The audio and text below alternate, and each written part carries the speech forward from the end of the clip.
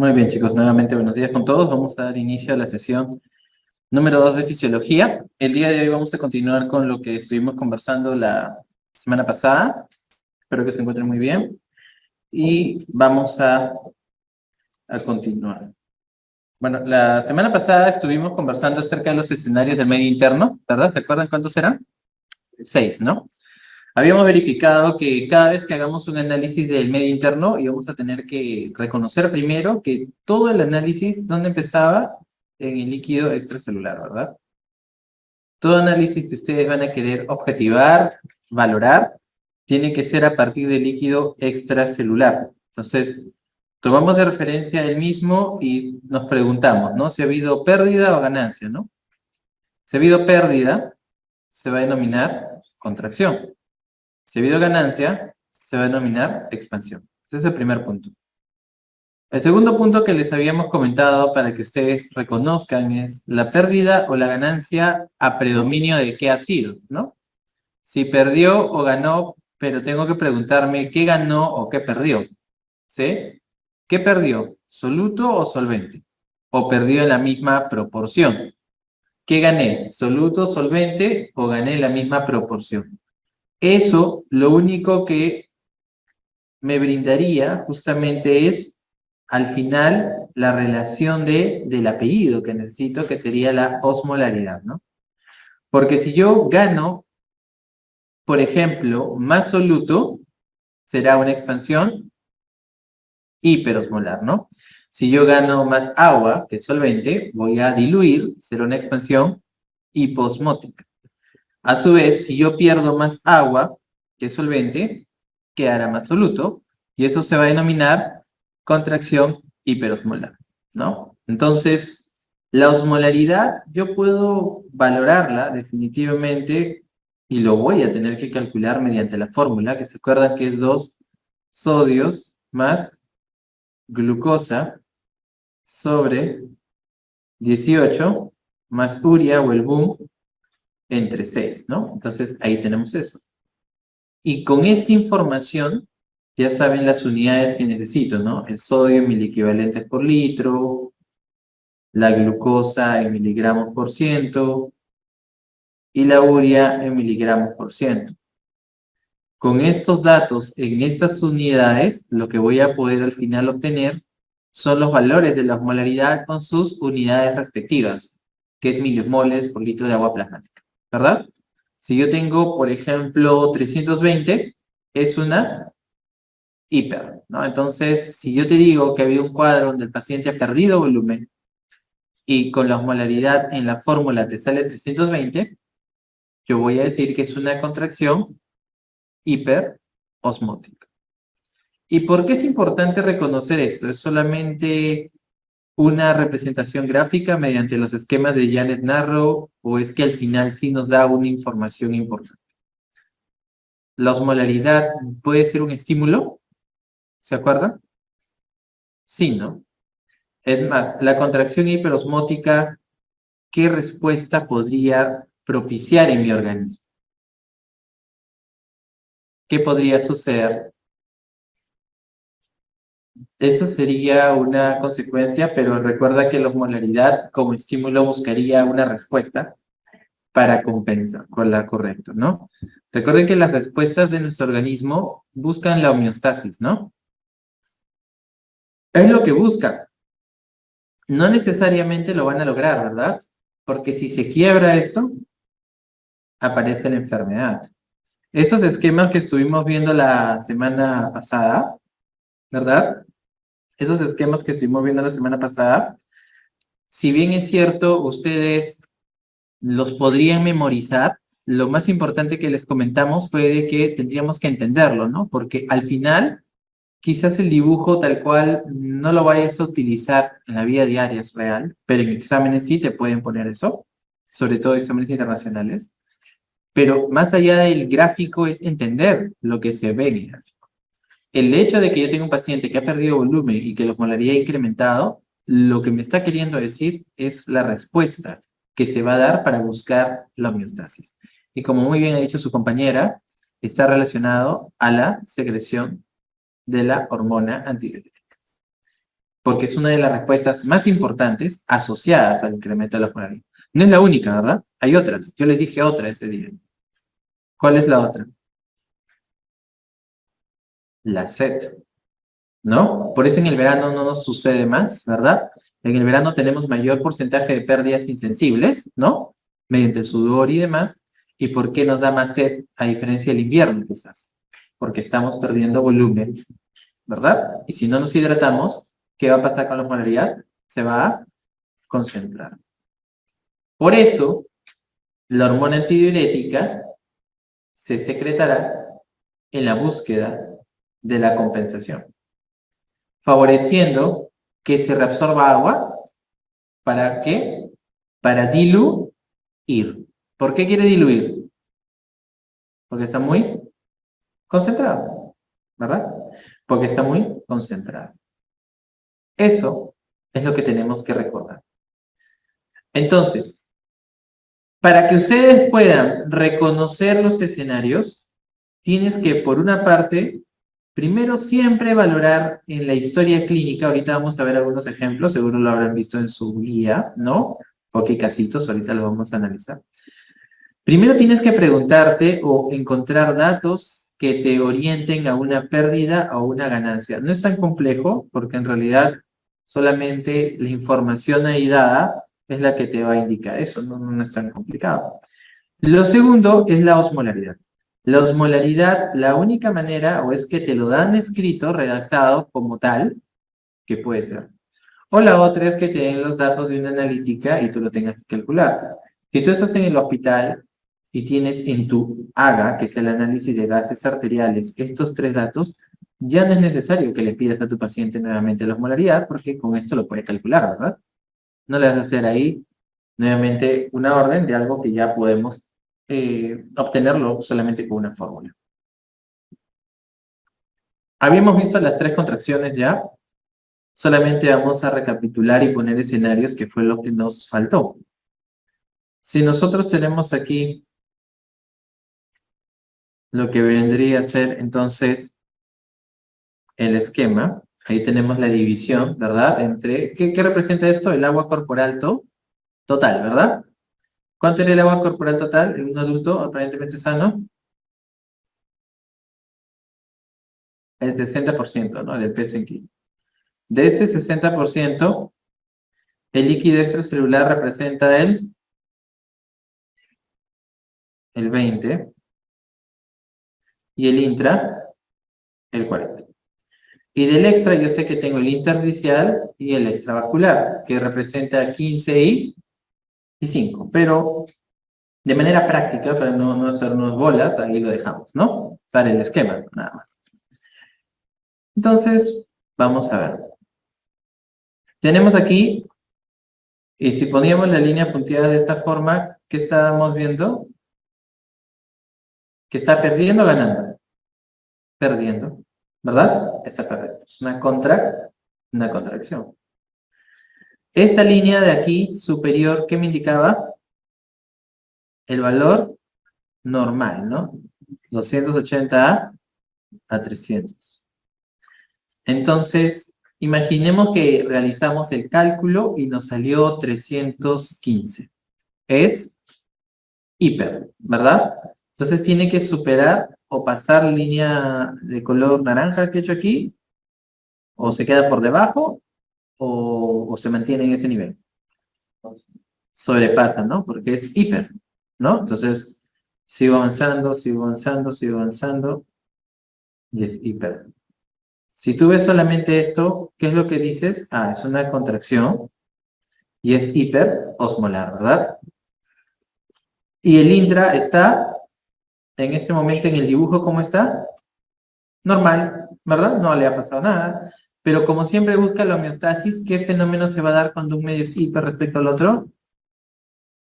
La osmosis, pero el fenómeno en particular cuando es hiper, osmosis se llama el proceso, sí, es correcto. La crenación, ¿no? ¿Quién deshidrata a quién? El alic, ¿no? Le quita agua, ¿no? Así, ¿verdad? La flecha así. Claro, ¿no? ¿Con qué finalidad?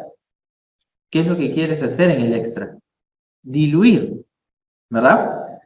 Pero al diluir, porque el solvente va a ir del intra al extra, ¿qué le va a pasar al volumen del intra?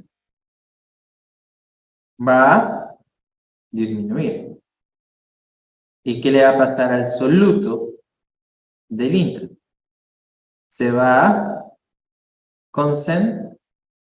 concentrar. Y ese sería el dibujo final.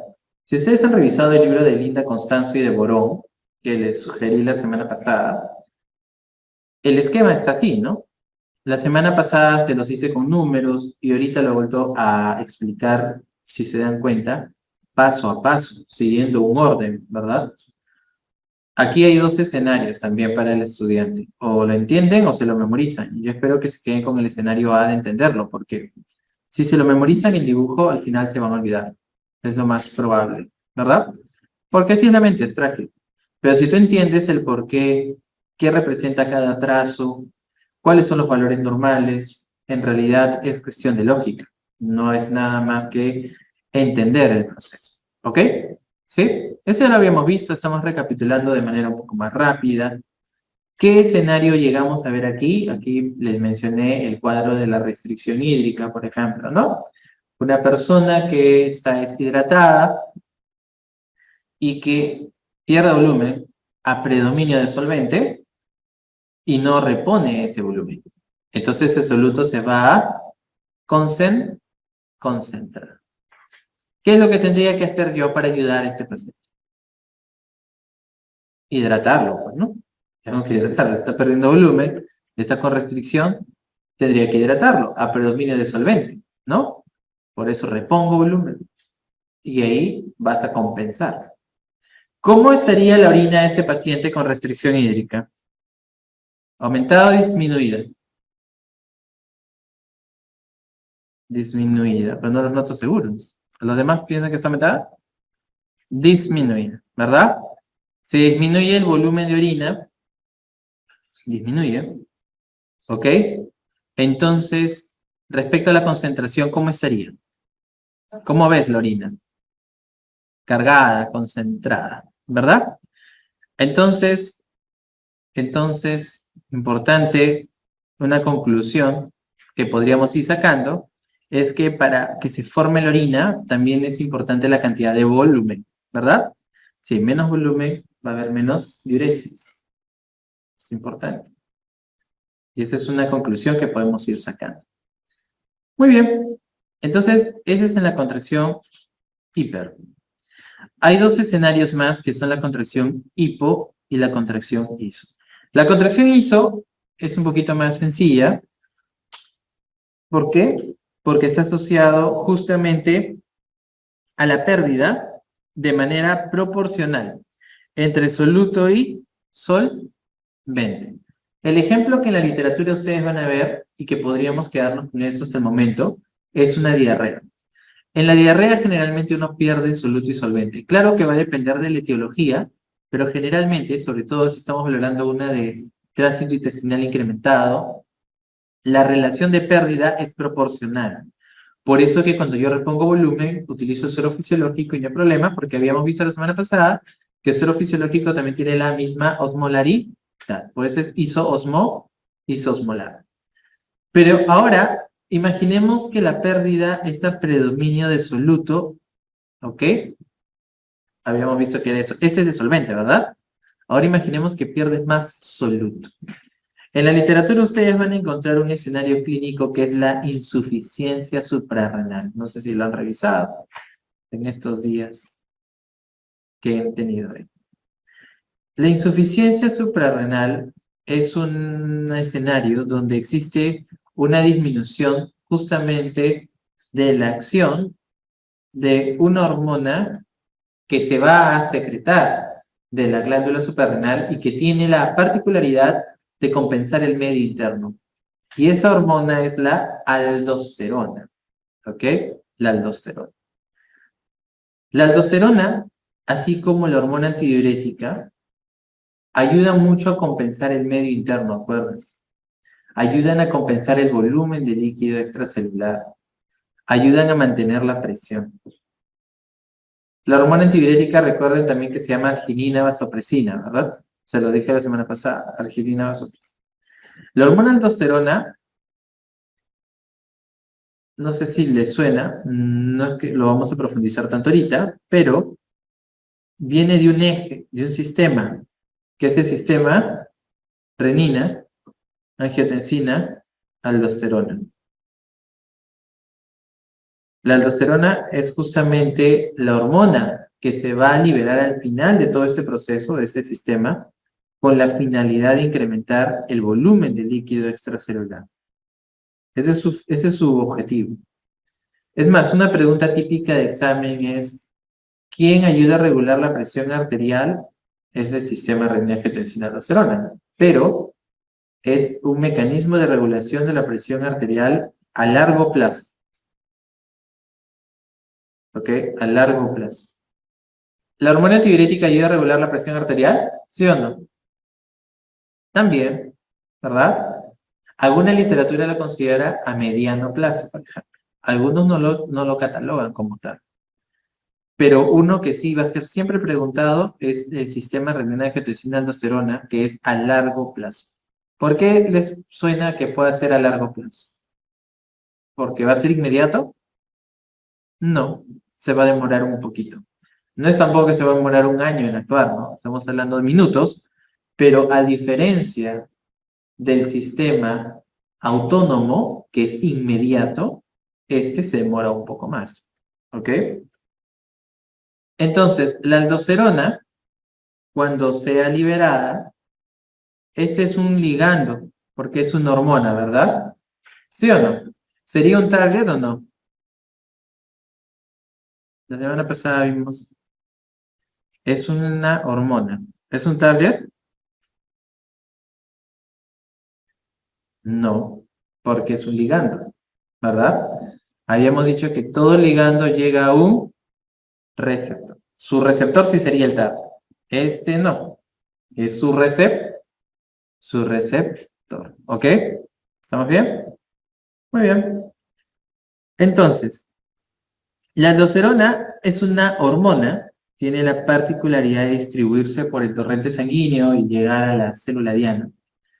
Este, al igual que túbulo, es igual que la hormona antidiurética, va a jugar en el túbulo contorneado distal y túbulo colector. Van a jugar ahí.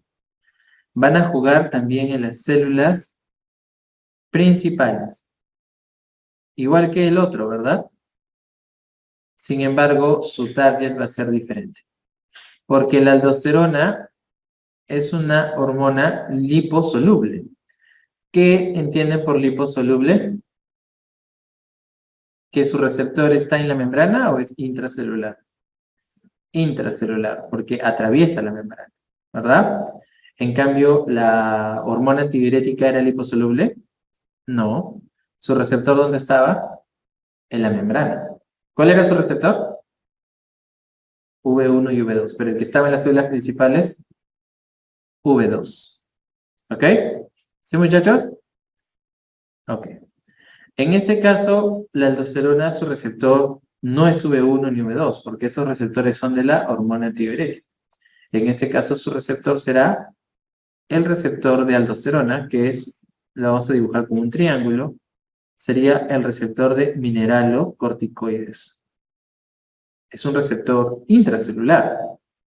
Es una pregunta típica también, ¿no? Es un receptor intracelular, es un receptor que repercute a nivel nuclear. Entonces la aldosterona ingresa y se acopla a su receptor. ¿El receptor de mineralocorticoides será un target? Sí, porque es un receptor. ¿Hasta ahí estamos bien? Ok. Entonces, cuando el ligando llega a su receptor, ¿qué es lo que va a favorecer este proceso? Este proceso, ustedes saben que todas las células tienen una cara. ¿Cómo se llama esa cara? Luminal, porque está la luz del tubulio, obviamente. Y aquí está la cara vasolateral, la que da el torrente sanguíneo. Entonces, tenemos ahí, llega el ligando a su receptor, aquí está la cara luminal, aquí va a haber agua, aquí va a haber sodio, va a haber algunos solutos inorgánicos. Entonces, ¿qué va a pasar? Cuando se acopla a su receptor, lo que va a suceder es lo siguiente. Se van a expresar dos canales muy importantes, que son el ENAC,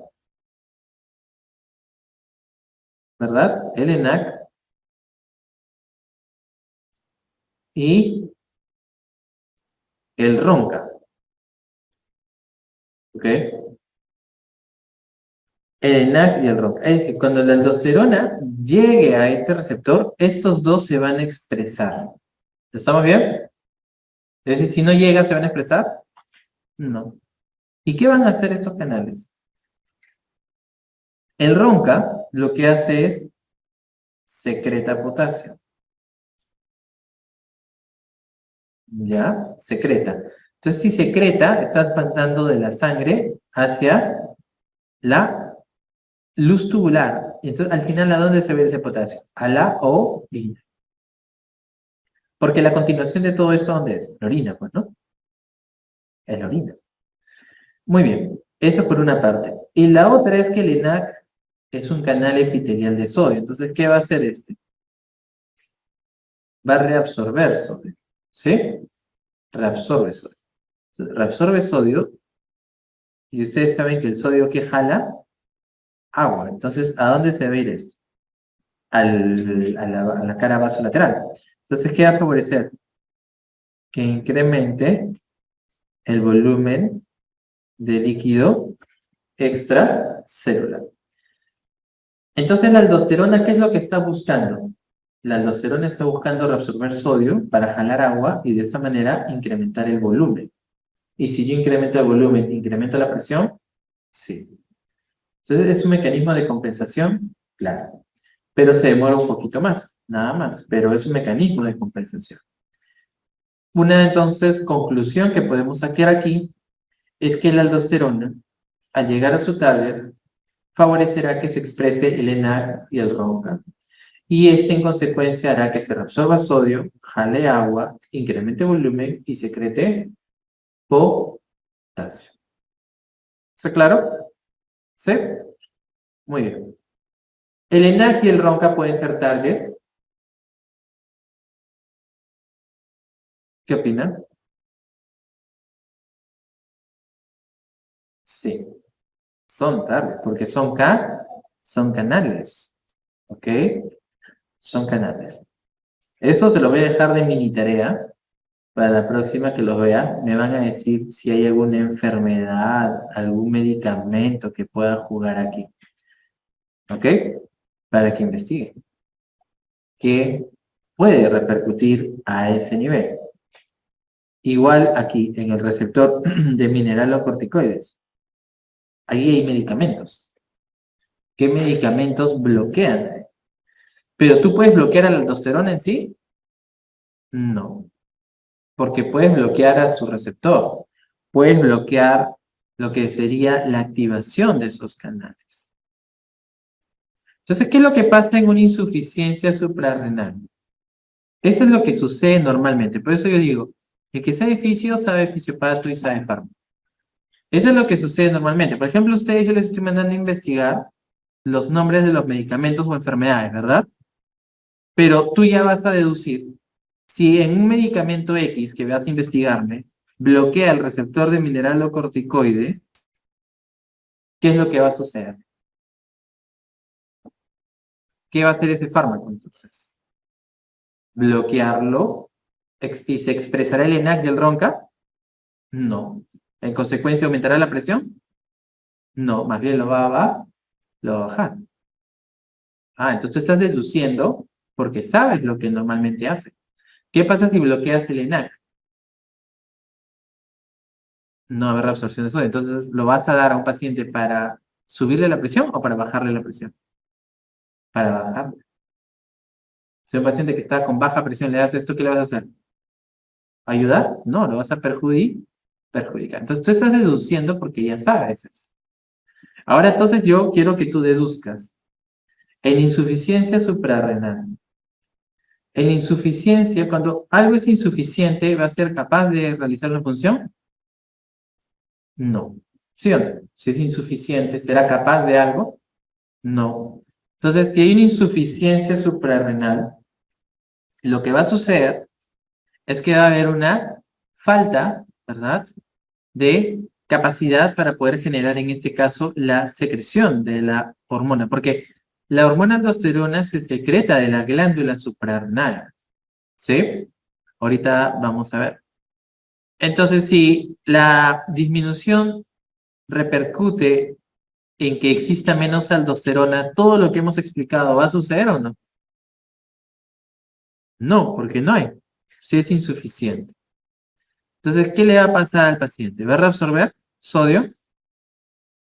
¿Va a jalar agua? No. Muy bien. Entonces, ese sodio y ese agua que no se reabsorben, ¿en dónde se quedan? Yo necesito, chicos, que estén despiertos y que lo imaginen para que no lo memoricen. Ya. Si están siguiéndome el cuento, entonces no se reabsorbe porque no hay aldosterona. ¿Dónde se queda ese sodio y ese agua? ¿Pero dónde se queda primero? En la luz tubular, ¿verdad? Entonces, ¿qué va a pasar? ¿A dónde se va a ir todo eso? A la orina. Entonces, ¿qué va a hacer este paciente? ¿Va a ganar o va a perder volumen? Va a perder. Entonces, ¿va a ser una contracción o va a ser una expansión? Contracción. Pero como está perdiendo volumen y existe más sodio, ¿ese es más soluto o más solvente? Más soluto. Entonces, ¿qué va a quedar? Solvente. Entonces, ¿cómo se llama la contracción? Hipoosmolar. ¿Pero lo has memorizado? No, lo estás deduciendo. Ahorita lo vamos a volver a decir y lo vamos a dibujar para que quede más clara la idea. Entonces, en la glándula suprarrenal, primero, para hacer un recordatorio rápido, tiene dos áreas bien importantes, ¿no? La corteza y la médula. La corteza, que es el córtex, es la parte más externa. La corteza de córtex significa externo, por si acaso, ¿no? Médula significa interno. Y en la médula tienes que recordar, pregunté bioquímica, que sea la síntesis de catecolaminas. ¿Qué procesos hay? Síntesis de catecolaminas. La norepinefrina se transformará en epinefrina gracias a una metiltransferasa. ¿Estamos bien? Gracias a la metiltransferasa se va a transformar la norepinefrina en epinefrina. Ahora, por ejemplo, ¿no? Ahora ya tú puedes ir deduciendo. ¿Qué pasa si yo tengo un tumor hiperfuncionante en la médula de la glándula suprarrenal? Los tumores al inicio son hiperfuncionantes, ¿no? ¿Qué va a suceder? ¿Va a haber más síntesis de catecolaminas, ¿no? Ok, excelente. La corteza, por su parte, tiene tres capas, ¿no? Tiene la glomerulosa o glomerular, tiene la fascicular y tiene lo que vendría a ser la reticular. Esas son las tres capas de la corteza de la glándula suprarrenal. Hay una mnemotecnia en el Kaplan que es de 3S of the GFR, que es S, S, S aquí. La primera S que es de salt, la segunda que es de sugar y la tercera que es de sex. Es una mnemotecnia. S que es salt en inglés, ¿qué significa? Sal en español, ¿no? ¿Y cuál es justamente el mineral o corticoide que hacen referencia aquí? La aldosterona. ¿La aldosterona de dónde viene? De la glándula, de la corteza, de la capa glomerular. La fasciculada o la fasciculata está relacionada al sugar, que viene de azúcar. Entonces, ¿qué serían? Glucocorticoides, ¿no? Los glucocorticoides. Ahí, ¿cuál es? El cortisol, ¿no? El que tienes que acordar. El cortisol viene de ahí. Y el último, que son los sex, que está relacionado a hormonas sexuales, están los andrógenos. Entonces, estas tres están relacionadas, si se dan cuenta, con cada uno de lo que estamos conversando. Y al final si yo tengo una insuficiencia suprarrenal, no solamente afecta a la aldosterona, sino todo esto, ¿verdad? Todo esto. Solamente que estamos analizando a la hormona aldosterona. ¿Está claro? Pero no significa que solamente va a afectar. Doctor, pero pueden haber situaciones en que solo se afecte una de estas. Claro que sí. Claro que sí. Vamos a hacer un ejercicio. Imaginemos, a ver si me han entendido. Imaginemos ahora que ha existido, o que existe, mejor dicho. Vamos a cambiar de color. Imaginemos que existe un tumor aquí, en donde estoy pintando de color verde. ¿Se ve, no? Ya. En la capa glomerulosa. Los tumores, como les dije, en un inicio, generalmente son hiperfuncionantes. Generalmente en un inicio, ¿eh?